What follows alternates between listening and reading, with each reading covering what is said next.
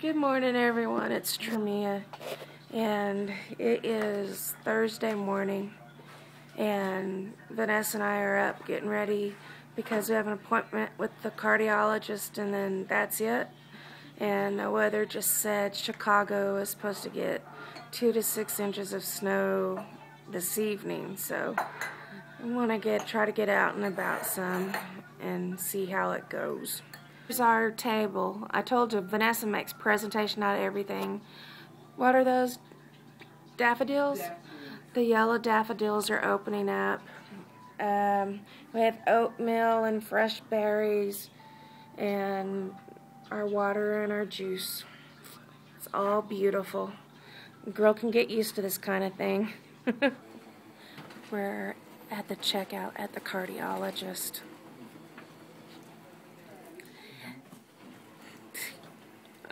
We don't know. I think they expect us to do all the work, and that's all I can say.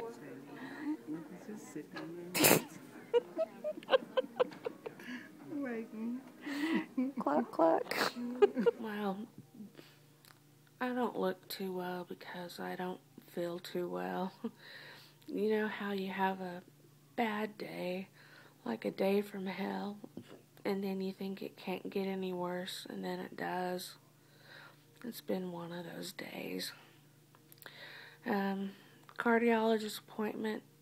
I like the cardiologist. It was the first time meeting him, and he said the reason I had the severe head pain, because I told him it wasn't a headache, it was pain, was because my blood pressure spiked.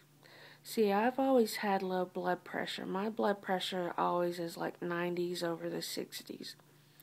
And my blood pressure went over 200. And that's what made the severe head pain. And it's like, oh, that makes sense, you know, so that put me at ease. And he said there's no need for me to ever have to go through a cardio stress test again, because for one, they would never be able to finish it, so it's just a moot point that, you know, they just need to figure other ways around to get what they need. And so that went well, and then he's sitting there, he said not to worry about the EKG and the ischemia, that there wasn't nothing to worry about. But then the next thing is he's telling me I need to have an angiogram CAT scan done. And I have to have it done before I go into the hospital on Monday for my chemo mobilization. And it's like, okay. He goes, we'll get it done on an emergency basis. Okay. We go out to check out and to meet with a coordinator. And Joanne, I wish I had sat down at a different cubicle. Joanne did not know which way was up. As Vanessa put it, she rides the small school bus.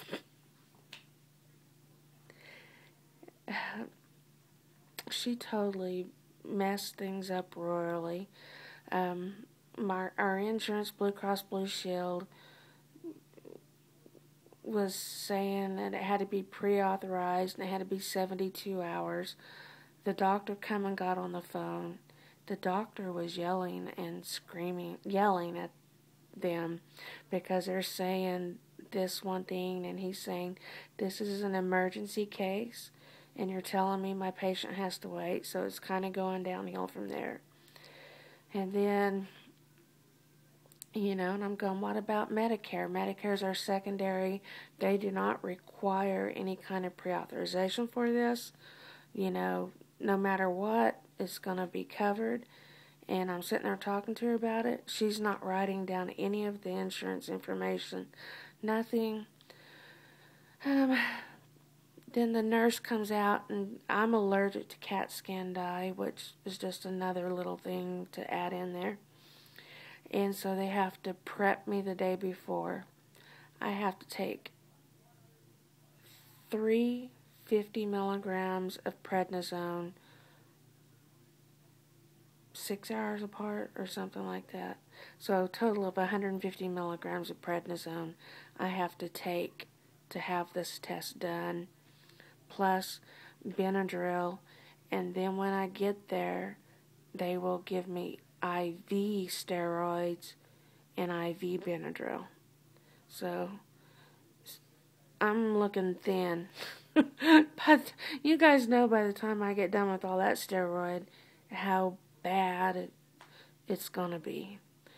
And so we get that, and she goes, go ahead, pick up your prescriptions, go home, and I'll call you and tell you what your time is. Well, she calls about 5:15 and says that they cannot do it because Blue Cross Blue Shield is not approving it. And Dr. Birdsall's called and said they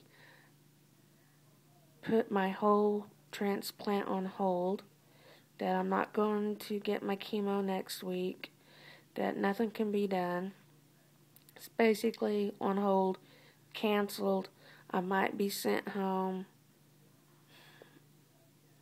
Okay, now you guys know I'm not feeling well. The stress is horrible.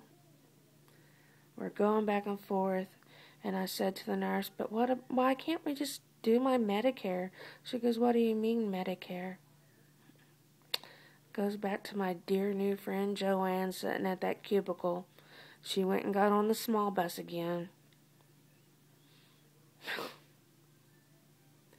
So anyway, by 7 o'clock now, it's scheduled. I'm going in tomorrow. I have to be there at 10:30. They're doing the scan at 11:30. And everything's just going to work out. But Dr. Bird's office is going to have to reschedule all of my stuff. I don't know how much they jumped on it and how much they put on hold, how much they canceled. But you can even see my eyes turning in. The lupus is just attacking me worse because, I'm not taking anything. But this 150 milligrams of prednisone ought to knock the crap out of it somewhat. So, stress of that, I'm not feeling well. My head hurts, I'm nauseous, I'm in severe pain. Dwayne calls me about 8 o'clock. And our dear friend Teresa, she's been battling breast cancer and she passed away today. She left behind a wonderful husband and 2 small girls.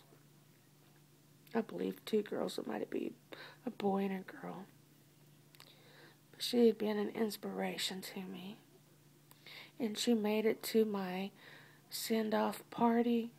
And what I did not know is that whole day she spent at the hospital having radiation. And she made it to my party. And she was on oxygen at this point. She had been battling breast cancer. And it was down to the point it had made it to her lungs and her bones. And she come in and she was on oxygen that night. And she's having a tough time breathing. But I know she had a heart full of love for God. So with all of that, we have peace and comfort. So my love and my heart and my gratitude, because she was an inspiration to me, goes out to the Healed family. I'm going to call it a night. Everybody be praying for me for tomorrow, that the insurance is kicked in, that somebody doesn't say this is all messed up, that my allergic reactions are taken care of, and that the day just goes smoothly and nicely. I love you guys. Take care. I'll see you in the next video.